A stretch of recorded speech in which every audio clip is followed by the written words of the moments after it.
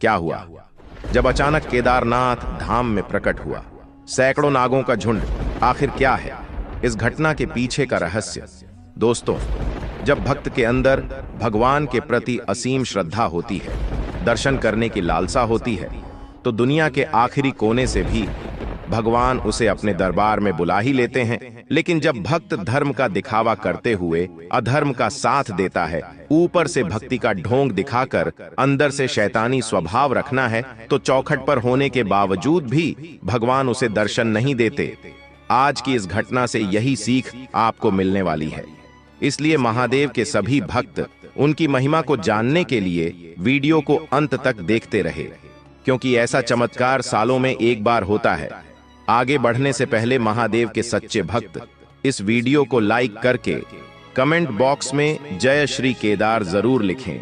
इस घटना की शुरुआत होती है पुष्पा नाम की उम्र दराज महिला से, जिनकी उम्र तकरीबन 55 वर्ष थी। काफी सालों से वह 4 धाम की यात्रा करना चाहती थी, लेकिन पति की मृत्यु हो जाने के कारण उसने अकेले ही अपने बच्चों का पालन पोषण किया था। कहते हैं, जब इंसान के अंदर त्याग की भावना होती है तो उसकी इच्छा को फिर स्वयं महादेव पूरा करते हैं। पुष्पा जी ने अपनी पूरी जिंदगी बच्चों के ऊपर कुर्बान कर दी और इस सब्र का उन्हें फल मिला कि उनके बच्चे की एक बहुत बड़ी सॉफ्टवेयर कंपनी में नौकरी लगी, जिसके बाद अपने खर्चे पर उसने अपनी मां को 4 धाम की यात्रा पर भेजा। इस यात्रा में पुष्पा जी अकेली थी। गंगोत्री और यमुनोत्री धाम पर दर्शन करने के बाद वह केदारनाथ के लिए आगे बढ़ी।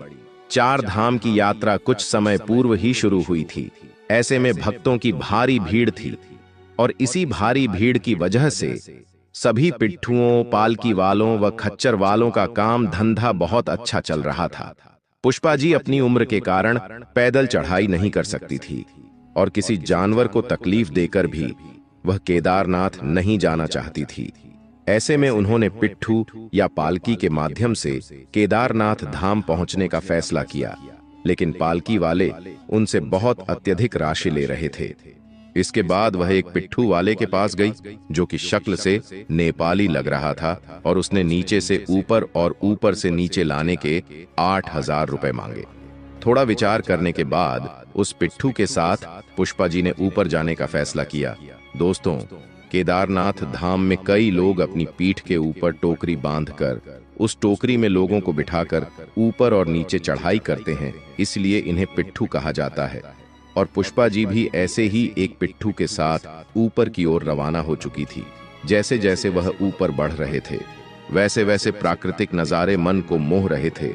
पास बहती मंदाकिनी नदी का स्वर कानों में जोर से पड़ रहा था, लेकिन आसपास तेज रफ्तार में चलते खच्चर पिट्ठू को परेशान भी कर रहे थे। पुष्पा जी अपने साथ कई खाने की सामग्री और कई पेय पदार्थ लेकर आई थी, जिसे उन्होंने उसे पिट्ठू के साथ भी साझा किया। इसी बीच उस पिट्ठू वाले के साथ उनकी बहुत सारी बातें होने लगी।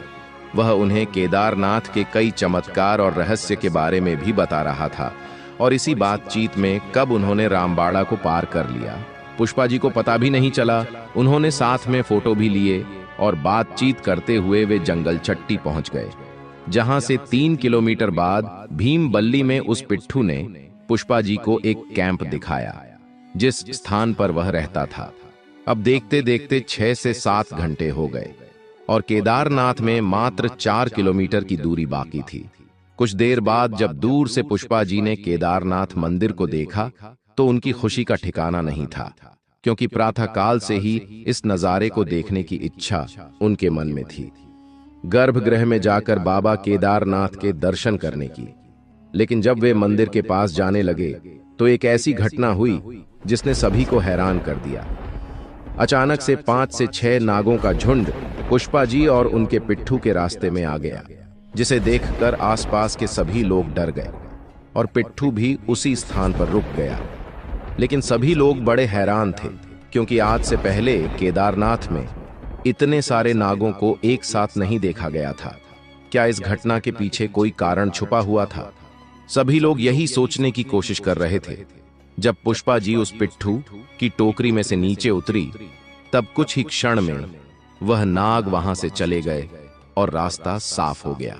लेकिन अभी भी किसी के समझ नहीं आ रहा था, आखिर इतने सारे नाग एक साथ आखिर इस मार्ग पर क्यों आए थे। पुष्पा जी ने उसे पिट्ठू को वहीं छोड़ दिया, क्योंकि वह एक रात्रि केदारनाथ में ही रुकने वाली थी। लेकिन रात्रि के समय अत्यधिक भीड़ होने के कारण पुष्पा जी ने सुबह दर्शन करने का फैसला किया, लेकिन सुबह भी टोकन न होने की वजह से उनके दर्शन नहीं हो पाए। जब वह टोकन लेने पहुंची तो उसे दिन के सारे टोकन समाप्त हो चुके थे। पुष्पा जी हैरान थी, आखिर महादेव उन्हें दर्शन क्यों नहीं देना चाहते। उनकी वापसी की ट्रेन थी, जिस वजह से उन्हें बिना दर्शन की ही नीचे लौटने का फैसला किया। तभी उनके हाथ में एक चाबी आई जो उनकी नहीं थी। उनको ऐसा लगा कि यह जरूर उस पिट्ठू की चाबी है जो मुझे ऊपर लेकर आया था। निराशा मन से पुष्पा जी ने फिर एक पिट्ठू किया और केदारनाथ धाम में नीचे उतारना शुरू किया। नीचे पहुंचते पहुंचते जब वह भीमबल्ली तक पहुंची तो उन्हें उस पिट्ठू का वह कैंप दिखाई दिया जिसमें वह रहता था। पुष्पा जी ने सोचा, क्यों ना मैं उसकी चाबी उसे लौटा दूं, हो सकता है यह उसकी कोई आवश्यक चाबी हो। उन्होंने कैंप के बाहर खड़े होकर उसे आवाज लगाई, लेकिन ऐसा लग रहा था मानो वह कैंप में नहीं है। तो पुष्पा जी ने सोचा कि कैंप के अंदर उसकी जरूरी चाबी में रख देती हूं। और जब उन्होंने कैंप के अंदर प्रवेश किया तो अंदर बहुत गंदी बदबू आ रही थी। उन्होंने एक थैली को खोल के देखा तो उसमें मांस रखा हुआ था। जब उन्होंने आसपास और थालियां में देखा तो उनके पैरों तले जमीन खिसक गई, क्योंकि सभी थैलियों में मांसाहार रखा हुआ था। पुष्पा जी के रोंगटे खड़े हो गए, क्योंकि वह एक ऐसे धाम पर थी जो 4 धाम में से कहा जाता है, और ऐसे पवित्र धाम में भी लोग इतना गलत कम कर सकते हैं, यह उन्होंने कभी नहीं सोचा था। तभी उन्होंने इस पूरे घटनाक्रम की जानकारी पास में बने हुए केदारनाथ बेस कैंप पहुंचाई और तुरंत इस घटना पर एक्शन लिया गया। कुछ समय में अन्य पिट्ठुओं की सहायता से उस पिट्ठू वाले को भी पकड़ लिया गया। तब जाकर पुष्पा जी को एक बात समझ आई, आखिर केदारनाथ धाम पहुंचने के बाद हमारे मार्ग को उन नागों के झुंड ने क्यों घेर लिया था। दरअसल वह पिट्ठू वाले को आगे बढ़ने से रोकना चाहते थे, क्योंकि ऐसे पवित्र स्थान पर ऐसे अधर्मियों का आना सख्त मना है, और मैंने ऐसे व्यक्ति के माध्यम से इस यात्रा को पूरा किया।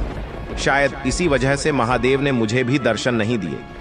पुष्पा जी नागों के झुंड का पूरा रहस्य समझ चुकी थी और रो रो कर महादेव से अपने द्वारा हुए पाप के लिए क्षमा मांग रही थी। तभी एक साधु महाराज ऊपर से नीचे उतर रहे थे।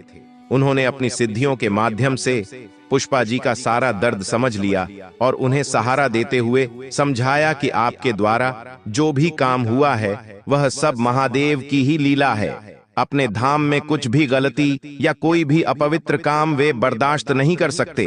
तुम केवल एक माध्यम हो और तुम्हारे माध्यम से ही यह सारा सच सामने आया है। इसके बाद उन साधु महाराज ने पुष्पा जी को दर्शन का एक टोकन प्रदान किया और कहा कि टोकन के माध्यम से इस बार तुम्हारे दर्शन जरूर होंगे, और वह वहां से चले गए। पुष्पा जी की आंखों में आंसू थे, लेकिन उन्हीं आंसुओं के साथ उन्होंने फिर जो पिट्ठू उन्हें नीचे लेकर आया था उसी के साथ ऊपर एक बार यात्रा शुरू करी और अपने बेटे को कहकर ट्रेन का रिजर्वेशन एक दिन आगे बढ़ाया और केदारनाथ धाम पहुंची। 3 से 4 घंटे भीड़ में लगने के पश्चात, दर्शन की लाइन में लगने के पश्चात, साधु महाराज द्वारा दिए गए टोकन से उन्होंने आखिरकार केदारनाथ ज्योतिर्लिंग के गर्भगृह में बहुत अच्छी तरह से दर्शन किए। इसके बाद वह बद्रीनाथ के लिए रवाना हुई और अपनी 4 धाम की यात्रा को पूरा किया। लेकिन दोस्तों, बहुत बड़ी विडंबना है, हाल ही में कई न्यूज चैनल में, कई अखबारों में हमें इस घटना की सच्चाई देखने को मिलती है कि किस प्रकार पिट्ठू के कैंप में अलग अलग क्षेत्र में केदारनाथ धाम में मांसाहार प्राप्त हुआ है। अर्थात जो लोग यात्रियों को बाबा केदारनाथ धाम तक पहुंचाते हैं वह भी इस तरह का गलत कर्म करके भक्तों की यात्रा को अपवित्र बना रहे हैं।